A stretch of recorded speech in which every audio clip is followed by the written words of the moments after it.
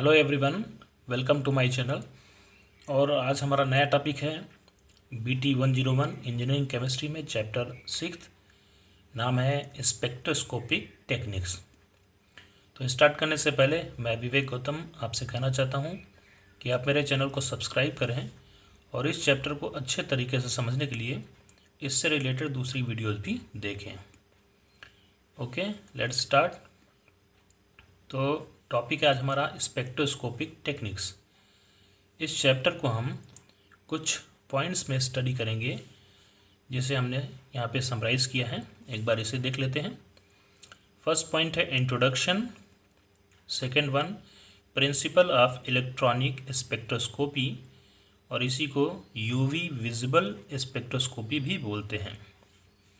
Third one, instrumentation and application of UV visible spectroscopy. Fourth is principle of vibrational and rotational spectroscopy, जिसे IR spectroscopy भी बोलते हैं। And the last one is instrumentation and application of IR spectroscopy. Okay, तो आज हम इसका introduction part देखते हैं। इंट्रोडक्शन में हम जानते हैं कि ये स्पेक्ट्रोस्कोपी क्या होती है और ये कैसे आई, इसके क्या एप्लीकेशंस हैं। ठीक है, तो इसका इंट्रोडक्शन देखते हैं। It is a technique for chemical analysis of molecules और कंपाउंड्स। स्पेक्ट्रोस्कोपी जो टेक्निक है वो मॉलिक्यूल्स और कंपाउंड्स के केमिकल एनालिसिस की टेक्निक है। ओके, अर्लियर पहले क्या करते थे, किसी भी मॉलिक्यूल या कंपाउंड का केमिकल एनालिसिस नहीं होता था, उसके बारे में कुछ भी इंफॉर्मेशन में चाहिए होती थी तो वो केवल और केवल उसके मॉलिक्यूलर फार्मूला और केमिकल रिएक्शन पर बेस्ड होती थी, जिसे बोलते थे क्लासिकल टेक्निक या क्लासिकल थ्योरी। यहाँ से में बहुत अच्छी और एथेंटिक जानकारी नहीं मिल पाती थी।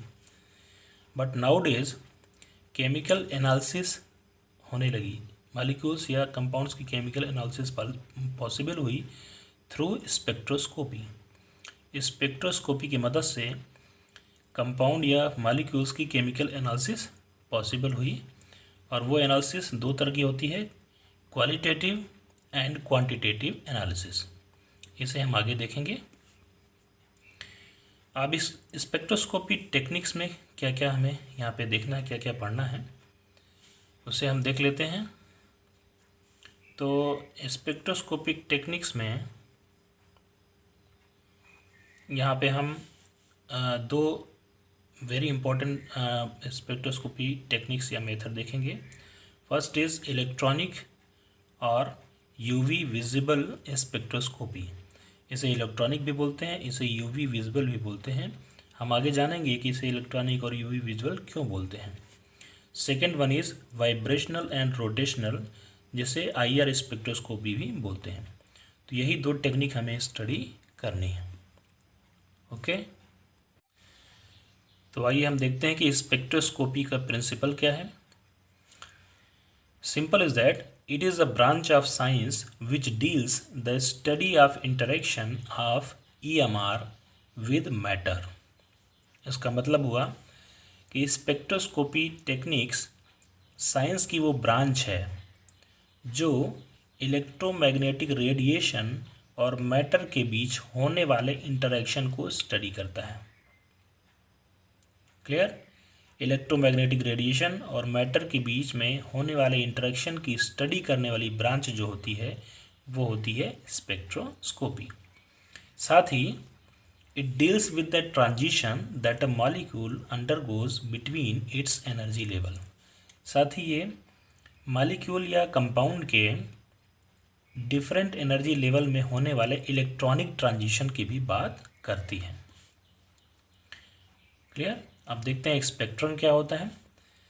तो consider two energy levels of an atom और मॉलिक्यूल। किसी भी एटम या मॉलिक्यूल में दो एनर्जी लेवल होते हैं। First is ground state energy level, जिसको EG से डिनोट कर रहे हैं। Second one is excited state energy level, जिसे EE से डिनोट कर रहे हैं। अब इन दोनों के बेसिस पे स्पेक्ट्रम मिलता है। स्पेक्ट्रम कैसे मिलता है देख लेते हैं। ग्राउंड स्टेट एनर्जी लेवल में मिलता है हमें एब्जॉर्प्शन स्पेक्ट्रम। एब्जॉर्प्शन स्पेक्ट्रम का मतलब ये हुआ कि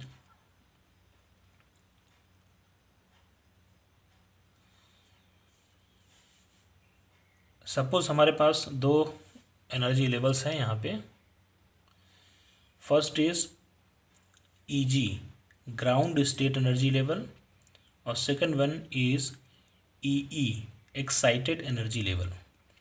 तो सपोज हमारे पास जो इलेक्ट्रॉन है या एटम है वो ग्राउंड स्टेट एनर्जी लेवल में है। अब उसको कहीं से ये एनर्जी मिलती है, एचम्यू एनर्जी फोटॉन के फॉर्म में इसको मिलती है।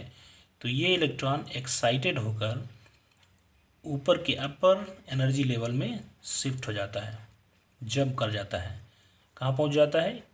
एक्साइटेड एनर्जी लेवल में। तो इसने जो फोटॉन, जो एनर्जी एक्सेप्ट की, जो एनर्जी एब्जॉर्ब की, तो एब्जॉर्ब होने के बाद जो इसने जंप किया, जो इसने शिफ्ट किया हायर एनर्जी लेवल में, उसकी वजह से एक स्पेक्ट्रम मिलता है जिसे बोलते हैं एब्जॉर्प्शन स्पेक्ट्रम। कैसे? लोअर एनर्जी लेवल से एनर्जी गेन किया और लोअर एनर्जी लेवल से हायर एनर्जी लेवल पे शिफ्ट कर गया। तो डिफरेंस अगर देखें एनर्जी का तो डेल ई निकालते हैं। तो डेल ई इक्वल्स टू क्या होगा? ई ई माइनस ई जी। ई ई और ई जी के बीच में जो डिफरेंस होगा वही डेल ई होगा, उसी को एब्जॉर्प्शन एनर्जी बोलेंगे। और इससे जो स्पेक्ट्रम मिलेगा उसको हम बोलेंगे एब्जॉर्प्शन स्पेक्ट्रम। दूसरी तरफ इमिशन स्पेक्ट्रम की बात करें, यहाँ भी वही एनर्जी लेवल्स हैं हमारे पास। ये ग्राउंड स्टेट एनर्जी लेवल है, ये excited state energy level. Suppose कोई इलेक्ट्रॉन जंप करके एक्साइटेड एनर्जी लेवल में चला गया है। अब वो स्टेबल कंडीशन तो है नहीं, स्टेबल तो वो ग्राउंड में ही होता है। तो स्टेबिलिटी प्राप्त करने के लिए वो क्या करता है? अपने हायर एनर्जी लेवल से, एक्साइटेड एनर्जी लेवल से वो जंप करता है वापस ग्राउंड स्टेट एनर्जी लेवल में। कहाँ से? यानी एचम्यू, फिर से ये इसको एनर्जी चाहिए, एनर्जी ये वहाँ से लेता है या एनर्जी रिलीज़ करता है। यहाँ पे एनर्जी उसने क्या किया? एब्जॉर्व किया। यहाँ पे एनर्जी को इमिट करता है, इमिशन करता है, रिलीज़ करता है। तो हायर से एचम्यू एनर्जी को रिलीज़ करके वो लोअर में आता है। यहाँ भी एनर्जी का डिफरेंस देखें तो del E equals to E minus E G, यानी ई और ई जी के बीच में जो एनर्जी का एचम्यू फोटॉन यहाँ से इमिट हुआ है उसको हम यहाँ से निकाल सकते हैं। क्लियर होता है? चलिए इसके कुछ इम्पोर्टेंस देख लेते हैं। स्पेक्ट्रोस्कोपी के क्या इम्पोर्टेंस है? इम्पोर्टेंस फर्स्ट पॉइंट है, they require very small amount for investigation. इस टेक्निक के थ्रू अगर हम किसी भी कंपाउंड, किसी भी मालिक्यूल की एनालिसिस करते हैं तो उसके लिए उसका हमें बहुत ही छोटा अमाउंट चाहिए, बहुत ही स्मॉल अमाउंट की ज़रूरत पड़ती है। Clear? Second, they take much lesser time. और इस टेक्निक के थ्रू अगर हम किसी भी मालिक्यूल या एटम की एनालिसिस करते हैं तो उसमें बहुत ही कम समय लगता है।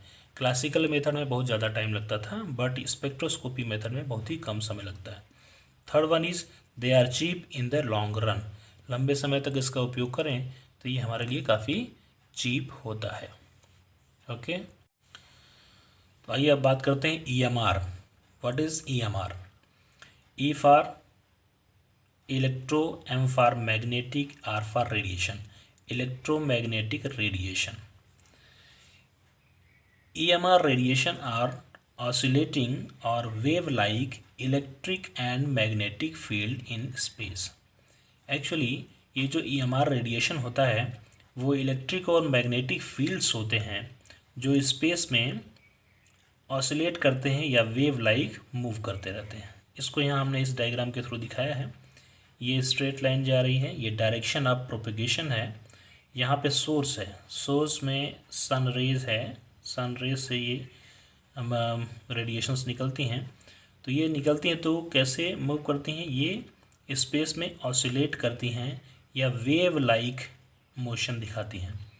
यहाँ देखिए ग्रीन कलर से जो डॉटेड एरोज हैं वो सारे के सारे इलेक्ट्रिक वेक्टर्स हैं और रेड कलर के जितने हैं वो मैग्नेटिक वेक्टर्स हैं।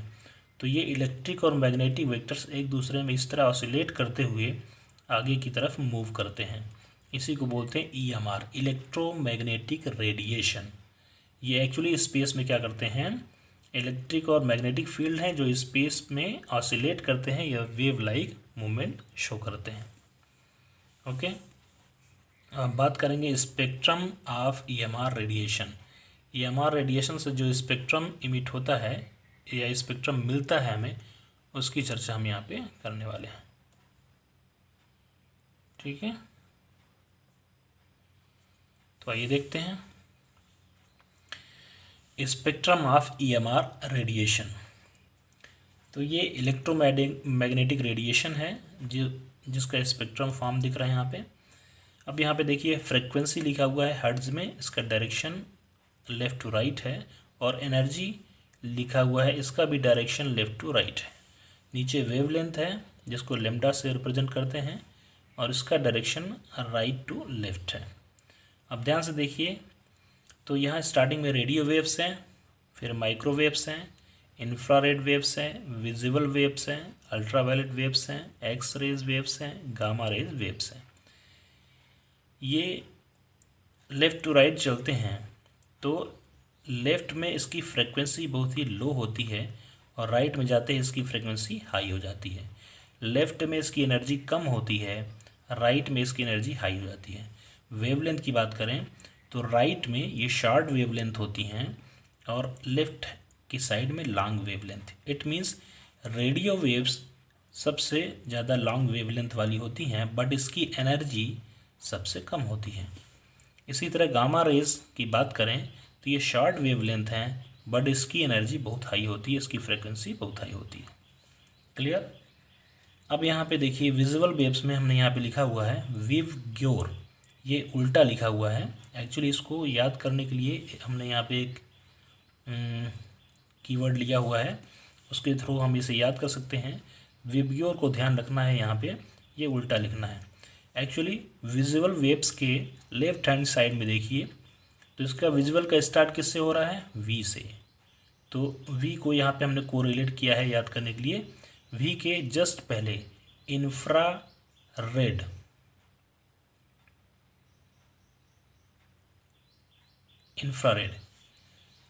अब यहाँ पे देखिए विबग्योर को देखें, विजुअल में विबग्योर होता है VIBGYOR।